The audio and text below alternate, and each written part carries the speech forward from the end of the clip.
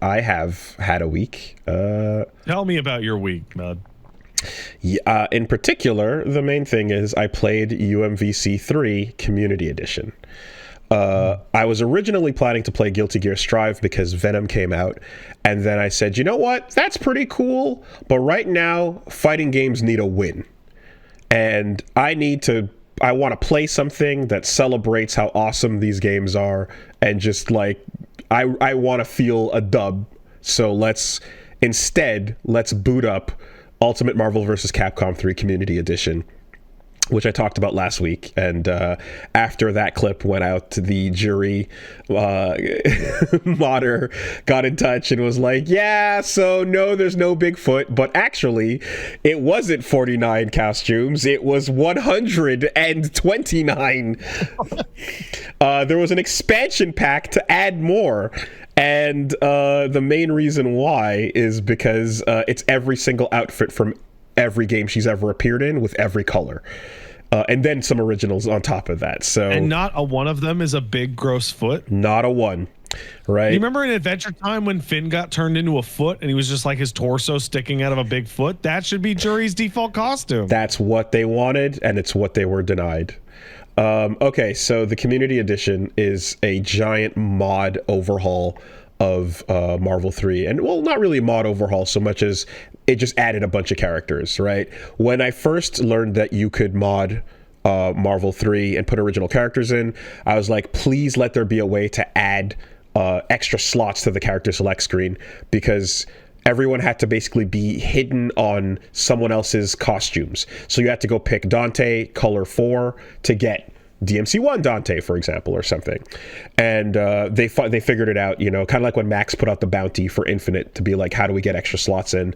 You know, they figured it out here too as well. And it's great because you can now scroll off screen and get these 68 extra characters. And the other thing I really wanted was all the modders and, you know, fan creators to get together and unite and standardize to create, like, okay, our characters are going to be balanced against each other, and they're going to be balanced to work and fit in with the rest of the roster as well. I mean, even if they're not that balanced, at least the attempt is made. Yes. Right. And a standard for creation as well that can be, you know, like, applied to all of them. Because when I was kind of grabbing different mods from Nexus from people uploading stuff, it's like, okay, so here's like Urian was there, he was incomplete, and, you know, the idea was there, but he was there was just a whole lot of stuff that's like, oh, that doesn't work out as well. And then Cyclops was super duper faithful to old Marvel 2 Cyclops, and then there was like another character who was just extreme and could do anything and had, you know, broke all the rules kind of thing of the game. So the standardization kind of creates a cool thing where you can be like, we have one giant download where you could just slap this over your Marvel 3 folder. And it was fucking great, man. It was so much fun. I have to particularly say front and center, the love put into Nero and DMC5 Dante is completely insane. Nero, I'm glad someone out there cares about these fucking characters. So from the moment I saw footage of Nero in Marvel 3, I was like, this looks incredible. You're seeing him do a bunch of moves, and he's using his devil arms, and he's you know, they're just, the sound of everything looks proper faithful. And yeah, they went all the way, they went all the way with it. And basically you have these characters that they're more concerned with being faithful to the source than they are with fitting into Marvel 3, like, strangely. Right. They stand out exceptionally as these characters. Watcher Cave is the creator behind, DMC5, Virgil, and Nero. Nero has every time you swing the sword, which is, you know, certain attacks, he's got kicks, certain attacks, he's got the Red Queen swings. And every time you hit someone with the Red Queen, you tap jab to activate your X-Act, you know?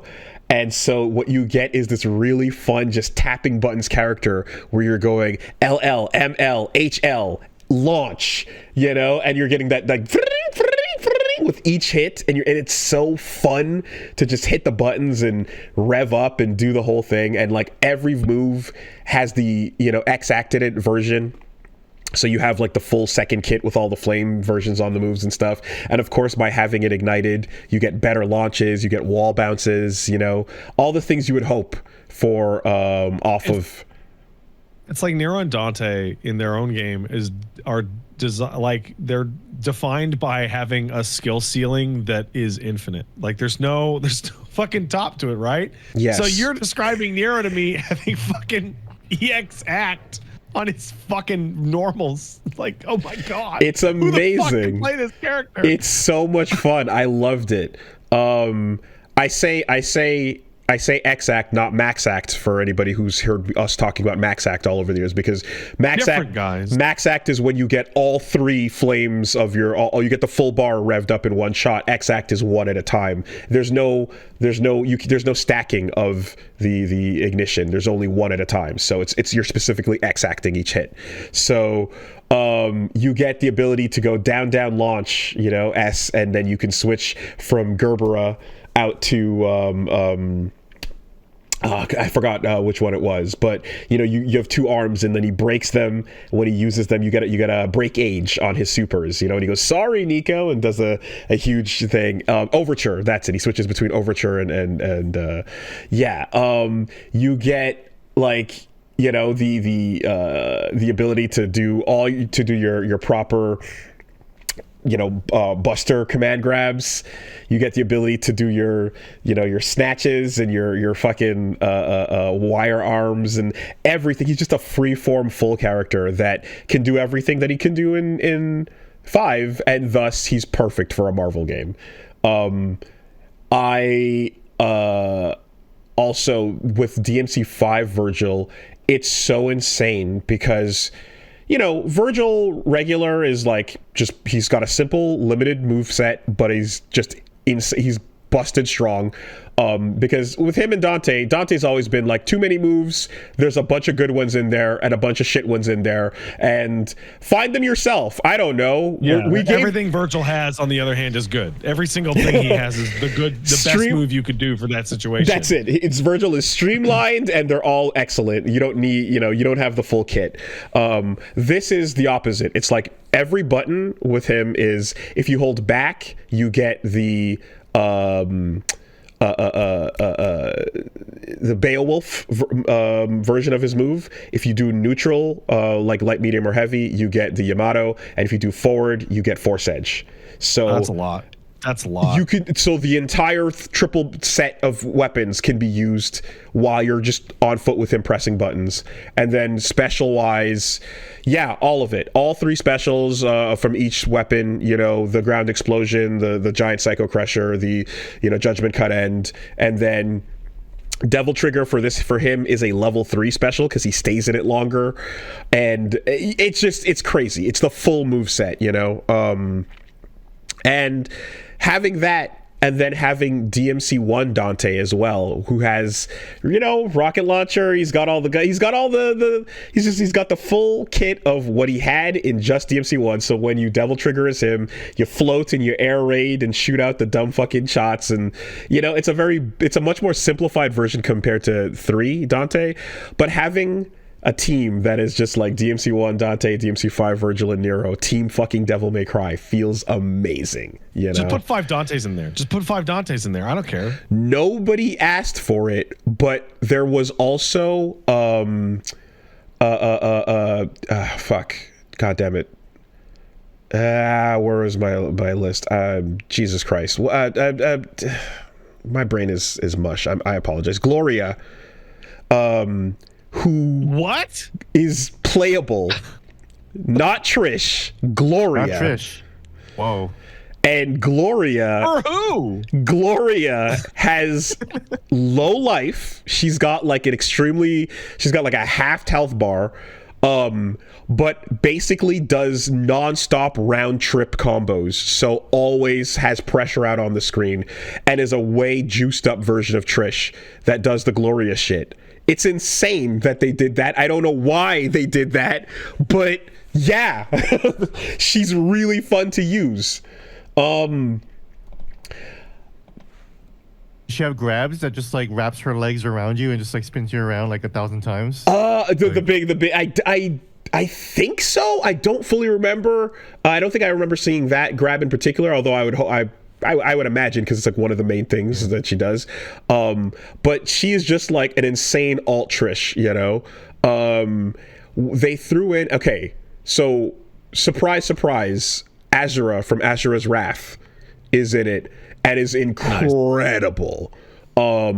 Really good, like faithful looking transition, and like the move set is solid, very comboable.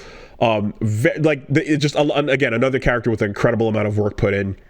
It sucks, but unfortunately, Jean from God Hand, you know, not in the build, and the creator just, I think, wasn't able to, had some life stuff going on and was not able to finish that in time. So That's too bad. but you've got stars versions of the entire RE roster, you know. You've got Hunk in there, and I hate how much I care about that. I like they had Chris in fucking Marvel, and it was the RE5 BSAA version, and I'm like, should be the fucking stars version. Yeah, they got Stars Chris, Stars Wesker, Stars Jill, they got Hunk, and they got fucking Jake. And you know me, I'm like, yeah, show me that dude. You played as no, Jake, dude? not at all. I remember It sucked. I remember you telling me about how much it sucked, and I'm like, it's the melee using guy in the shooter game. I want to know. Oh, it sucked. I want to, you know. And so yeah, he's doing like a bunch of Wesker's moves without the teleports, and he's just a plainer version of Wesker. But he does do the tiger uppercuts and the sweeps into kicks and stomps and chops. So he's there. Sherry's playable too.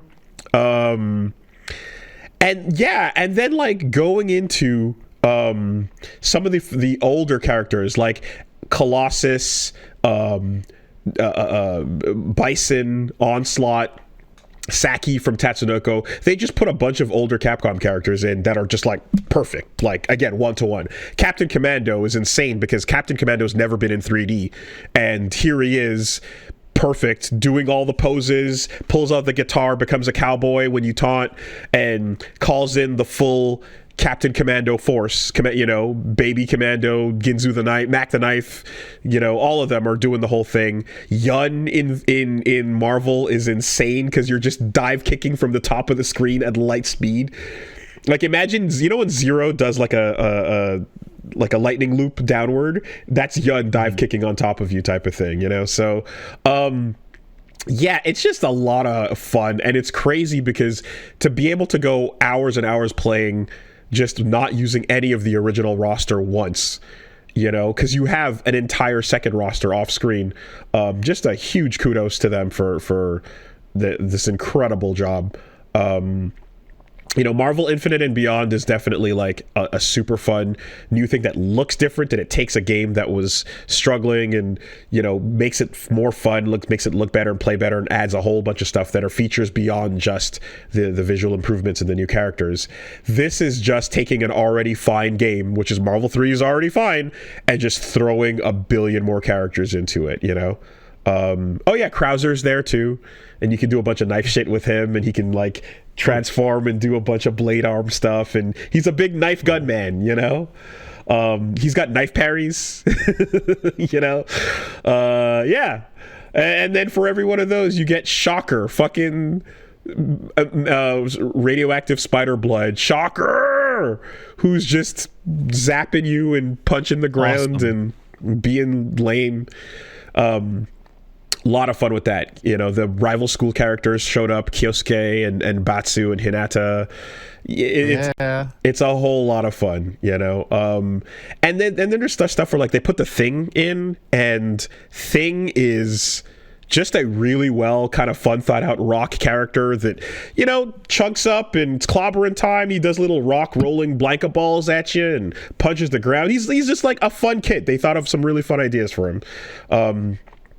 It was great. It was great. I really hope that people at events and stuff are down to like run some Marvel community edition tournaments, from time to time and stuff. Shout outs to Heath Knopf, a name that you and I both know.